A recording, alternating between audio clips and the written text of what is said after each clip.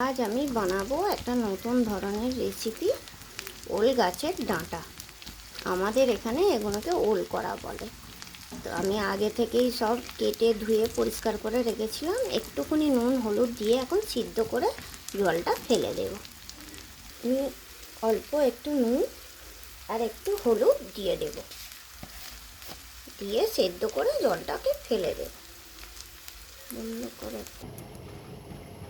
এই ওল ডাঁটাটা সেদ্ধ হচ্ছে, ততক্ষণ আমি চিংড়ি মাছটা ভেজে তুলে নেব।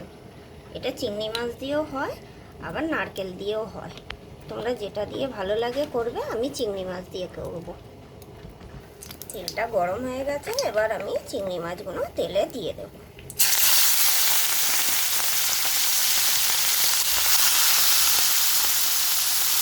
আমি বেশি বড় চিংড়ি মাছ নিইনি, এটা ছোটো চিংড়ি মাছ দিয়েই বানাই। ছোটো দিয়েই খুব সুন্দর খেতে হয়। আমাদের মাছগুলো এবার ভাজা হয়ে গেছে, এবার আমরা তুলে নেব। দেখো, এটা খুব সুন্দরভাবে সেদ্ধ হয়ে গেছে। এবার আমি জলটাকে ভালো করে ছেঁকে নিংড়ে ফেলে দেব, নইলে কিন্তু মুখ কুটকুট করবে।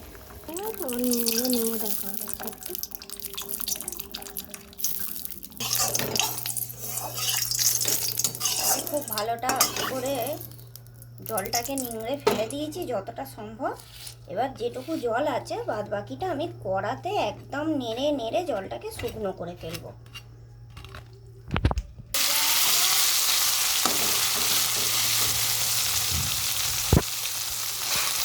এটা ভালো করে তেলের মধ্যে ভেজে ভেজে জলটা শুকনো করবো, তারপর মশলা দেবো। তোমরা দেখতে পাচ্ছ আমি খুব ভালো করে ভাজা ভাজা করে নিয়েছি। এবার আমি দেবো মশলাপাতি। আমি কোনো বাটা মশলা ব্যবহার করব না, সব চেনা মশলা ব্যবহার করব। আমি এতে দিয়ে দেবো 2 চামচ হলুদ,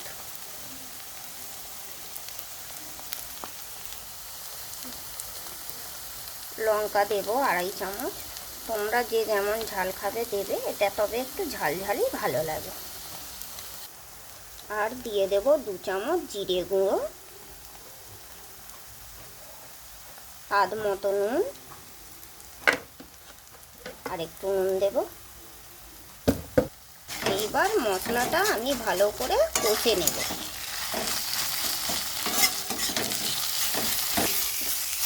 দেখো, খুব ভালো করে আমি মশলাটা কষে নিয়েছি। এবার আমি এতে চিংড়ি মাছ ভাজাটা দিয়ে খানিকক্ষণ কষে নেব। এতে আমি 1 ফোঁটাও জল দিইনি, এতে জল দিতে লাগে না।